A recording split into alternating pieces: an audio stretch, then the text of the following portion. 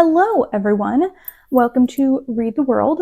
My name is Emma, and for the month of March, Women's History Month, I decided to read 3 Sapphic historical romance novels because I was thinking if I'm doing romance novels for the Heritage Months this year, women already write the majority of romance novels, so how do I actually have criteria for what I read for Women's History Month?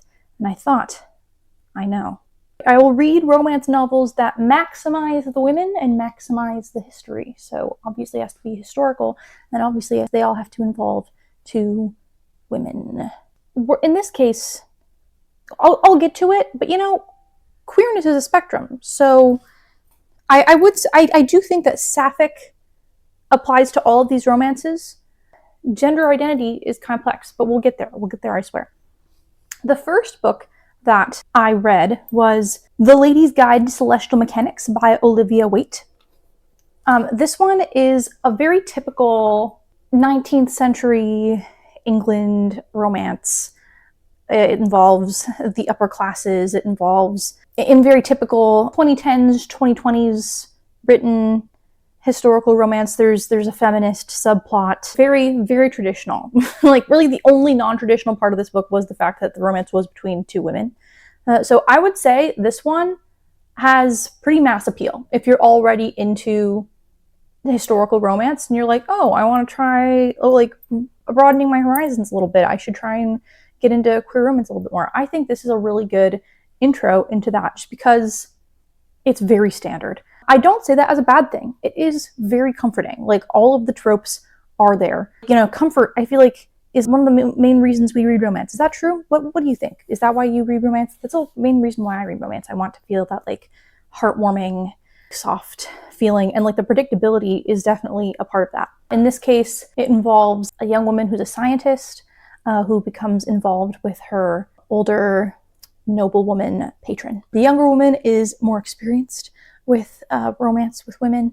The older woman is not experienced in such things. They do like each other pretty quickly. There isn't really an element of friends to lovers or enemies to lovers or anything. They meet, they kind of are talking about some businessy, sciencey things, spend a lot of time together. They both really like each other pretty quickly, including the older woman who has never been with a woman before. She's like, oh yeah, I would like to be with this woman. And then they get together. And so it's just a very straightforward romance, which I think that was good. I was neutral on it. I have certain tropes that I enjoy, but I don't need them in order to enjoy a romance story. There's a little bit of drama near the end with the younger woman's past girlfriend who comes back into her life and stirs some things up. So there's a little bit of drama there. The main conflict in the story all has to do with this younger woman trying to gain a place in the scientific community. She is an astronomer. She is doing a translation of a highly regarded French astronomer's text and has to prove that she has the astronomy knowledge to actually convey this translation properly. A lot of the scientific community is very straightforwardly against this purely because she is a woman, which is a common thread throughout a lot of historical romance. It's a lot of women trying to rise above in their time. I thought that was fine. Overall, I gave this book 3.5 stars. It was just very nice. It was fine. It was normal. I feel a little inadequate talking about this because I enjoy romance, but I wouldn't say I am primarily a romance reader, And so I do like stories that kind of are unexpected and that surprise me. And I know that's not often the point of certain romance stories. And so when I sound maybe a little neutral or a little less enthusiastic about a story, I don't necessarily think that means it was bad or not worth reading. I think that especially for romance readers, people who really enjoy romance, there are definitely a lot of things to be enjoyed here. But as someone who is not primarily a romance reader, it just didn't quite grab me. I thought it was really cute. I thought it was sweet. It was steamy, if that's what you're looking for. There was an interesting little, power play dynamics a little bit between the 2 of them. It's sexy. It's romantic. I did buy that they genuinely liked each other and fell in love. That is important to me. I need to believe it. I need to believe that they like each other, and I did in this case. So yeah, just very, very nice. Very just it's a romance novel. It's a historical. It's a 19th century England romance novel. It was nice. Is that boring? Is this a boring review for me to say? I just think, it didn't change my life. It was 3 stars. It was good. I had a good time. It didn't change my life. Next up, I read An Island Princess Starts a Scandal by Adriana Herrera. This is the second book in a series that follows some young Latin American women in the 19th century. I believe it is mostly straight romances. And so I read the second one because that's the gay one. It takes place in 19th century France as this group of young women from Latin America is like visiting France. And I gave this one 2 stars. I think that's maybe my fault because I just read it so close to A Lady's Guide to Celestial Mechanics that like the two had so many things in common that I was very bored. Because they're both romances between upper class women in 19th century Europe. And in both cases, there is a younger woman and an older woman, and issues with past lovers. And there's also conflict around one of the women wanting to be more involved in a male-dominated field, and that causing conflict. All of that description applies to both A Lady's Guide and to An Island Princess. So, again, romance is built on tropes. So I understand that just because they have so much in common, that doesn't mean that that's bad. Like it is totally normal to have a lot of tropes in common, just as part of the genre. That's part of the comfort factor. I get it. But like for me, reading them so close together, I was so bored. And I felt really bad. I do think that a lot of people really like the story. This one is about a young woman. She's from like a kind of disgraced. Do people know they're disgraced?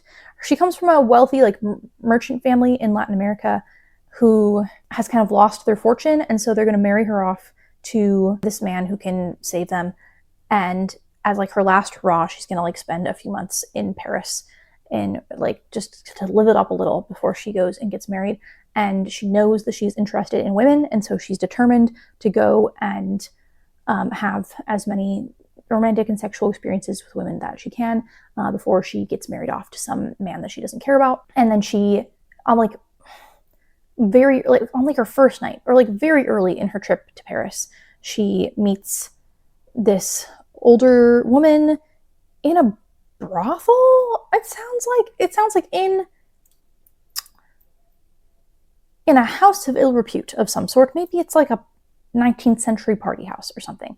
Anyway, they run into each other. They have a lot of tension and attraction, and then they kiss, and then but without exchanging names or anything, they go their separate ways. The next day, she goes to a business meeting about some like the land that she owns in Latin America, and the person trying to buy her land is this older woman that she met in this house. So she is like, you can buy my land for like this exorbitant amount of money as long as you like kind of show me the lesbian scene in Paris. like you got my guide. And she's like, okay. And then they have like this romance. I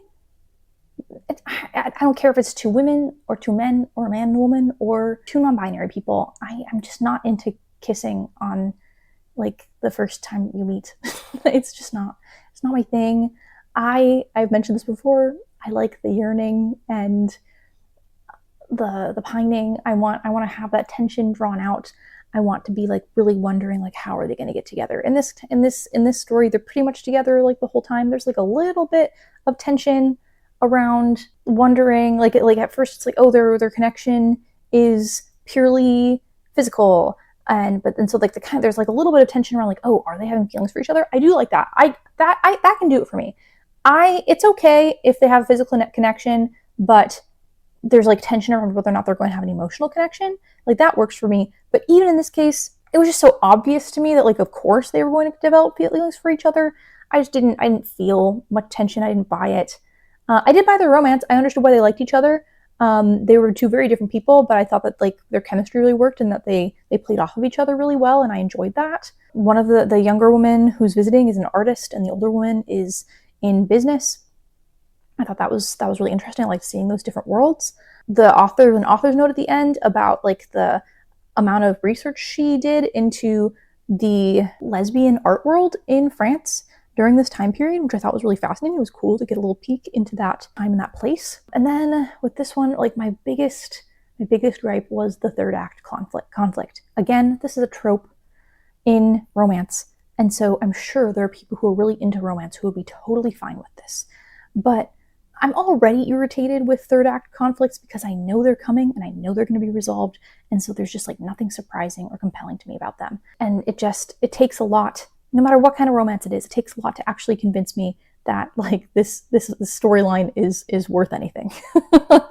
That I shouldn't just skip it and get to the happy ending, because also like if there was conflict throughout the entire thing, then like I would be compelled. I'm like, this is why I'm reading the whole story. But like introducing a teensy bit of conflict at the very end, we're almost there. We're almost there to the happy ending. Why is this happening?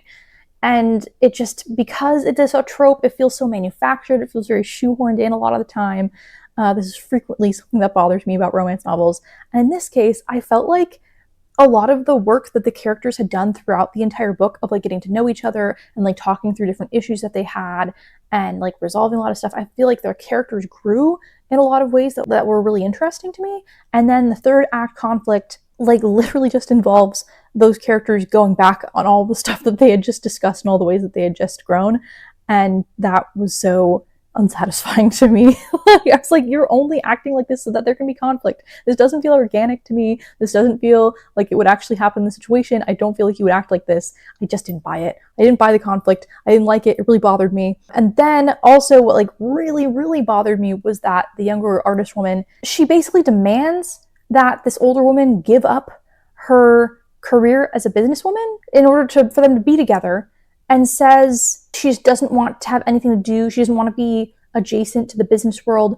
And she's like, men are only ever able to do business dealings because they're evil and will like exploit people and like trick them and pull things over on people. That's like the only way to be successful in business. And so if you're truly going to continue and be successful in business, that means you're going to become evil like a man, and you're going to start tricking people and doing all these horrible things. And I don't want to be associated with that.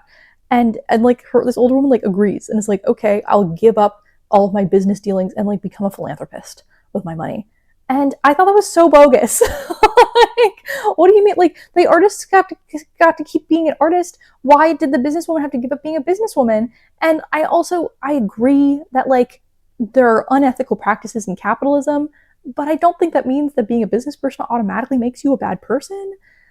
Especially if you're like a woman in this day and age who's like furthering the interests of your community. I thought it was very frustrating. It was very, very frustrating. I was frustrated. I would not discourage anyone from reading this book. I think that if you are looking for a cute, very passionate, heartfelt Sapphic romance novel, this is a good one. This one is also very spicy. Very spicy. It's very descriptive. So if that appeals to you, go for it. If you're looking for more in-depth historical context, I think this one has it. This one did feel like it was a little bit more, had a bit more historical detail than A Lady's Guide to Celestial Mechanics. And then if you're interested in diverse voices in historical romance, I did enjoy the perspective from Latin American women. I thought that was cool. I just have these little pet peeves and it just doesn't work. But like, I still think that a lot of people would like this. I think you should give it a go if it sounds appealing to you. Finally, last but most definitely not least, we've got Backwards to Oregon by Jay, and her name is just Jay, like Madonna. This is another surprising Old West romance. Last month I had a really surprising Old West romance. This month I have a really surprising one. I found it just by like, I was just trolling message boards, like I was Reddit and blogs and like all sorts of places where people were discussing their favorite Sapphic historical romance, and this one came up in multiple places. But I have a bunch of libraries that I have cards with on Libby, and only one of them had like a single ebook copy of this book. I was able to get it, and I was able to read it. And I loved it. 4 stars. 4, maybe 4.5, maybe 4.5 stars. This one, there's so much going on. It's so interesting. It's very well researched. The historical context is really interesting, and I really enjoyed it. The premise is bonkers, okay? The premise is crazy. But I did notice while I was reading a lot of just kind of like descriptions of Sapphic historical romance, it's not as uncommon as I initially thought. So in this case, the romance is between Luke and Nora. Luke was born female, but started dressing and living as a boy around the age of 12 and has lived as a man ever since. Enjoyed the military, stayed disguised as a man during the entire military career. My instinct is to refer to Luke with male pronouns because Luke talks in the book about being very comfortable living as a man and being referred to as a man, and that they fully intend, just throwing all sorts of pronouns around now, that Luke fully intends to live out life as a man and is very happy doing that. But then in the narrative, when the narrative switches to third person, but like Luke's perspective, it does use feminine pronouns when referring to Luke. And then also throughout the story, as Luke kind of grows closer to Nora and gets to know other people in the story and kind of opens up a little bit more and has like deeper connections that he had not allowed himself to have before, he starts to realize like, oh, I can now see that there are that I have like masculine traits and feminine traits, and that I like both of those parts of myself. I don't feel 100% a man or 100% a woman. I feel kind of in between those two things. And I like that. Like I like those parts of myself. Those aren't things that I would want to change or give up. There definitely is a very specific line where Luke has like an internal monologue about like, I'm not quite a man, I'm not quite a woman. And so I like this. I think this is really interesting because gender identity and sexuality is such a huge spectrum. There's such a wide range of experiences that, of course, there are tons of people who think this way about their identity, and that like throughout all of history, there would have been people with more complex gender identity that doesn't just fall on like on a binary, and that in a time when there isn't very specific language to label like every possible identity, that a person would not quite know how to label themselves and would just kind of think, well, this is what I'm comfortable with and we're just going to go with this, without having like an exact name for it. And I think that's really interesting to think about and to ponder, like, wow, isn't the human experience so varied and rich? I just think it's really cool. Like, I like that it wasn't just straightforwardly like Luke is a trans man. Luke 100% knows that he's a man and it only goes by he, him pronouns and spurns anything that has to do with being a woman and is uncomfortable. Luke kind of thinks a lot about being uncomfortable with his body because he doesn't want anyone to discover who he is, but he doesn't hate his body. And I thought that was really interesting to think about. There's just so many different ways that as a human being, we relate to our bodies, our identities, our mind, our relationships with others, the way we express ourselves. Anyway, Luke is disguised as a man, has retired from the military, and is setting off on the Oregon Trail on a wagon train to claim land that the U.S. government is giving away to just like citizens who make it that far. And in order to really reinforce his manliness, her manliness, I feel like I want to call Luke because he talks about being comfortable being a man, but then like the story refers to her as she. Luke wants the wagon train to see her as a man and wants to really like reinforce that perception and make it very difficult to doubt. So she's like, I'm gonna go. She's like, I met a cool lady when I was at the brothel the other day with my buddies, and she seemed like she could use a better life. So I'm gonna ask her to marry me and join me on this wagon train to Oregon as we go claim some farmland. And so she asks Nora to marry her, and Nora has a toddler daughter who she's like, I don't want to raise this toddler in this brothel for the rest of her life. That's going to be bad for her. So like, I'm going to take this opportunity. And they join the wagon train to go west. And the entire time, Luke is like almost the entire time, Luke is like super cagey. He's like, don't touch me. We're never going to be intimate.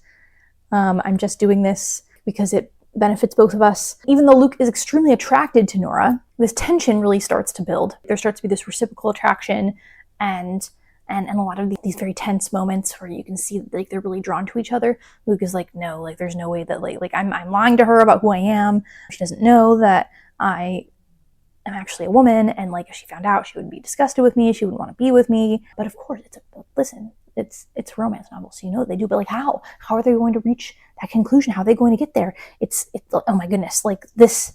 I've been telling you that I like the yearning and the pining, and this one has it because it's like 500 pages, and that's just building and building all of this yearning and like as they're like drawn closer and closer together, and it's delicious. It's so satisfying when they finally get together. Oh my gosh. There's lots of just like adventure and drama just by virtue of them going through all this crazy stuff while on the Oregon Trail, and like the other people they encounter and interact with. It's exciting, and I couldn't stop reading. Even though it was 500 pages, it was a quick read for me. I like just kept paging through. It was an exciting story and an exciting romance. I'm giving this like 4.5 stars. I'm taking off like a half-ish star because Nora's toddler daughter talks like a cartoon baby that someone who's never encountered a toddler voiced. It was so distracting. It brought me right out of the story every time.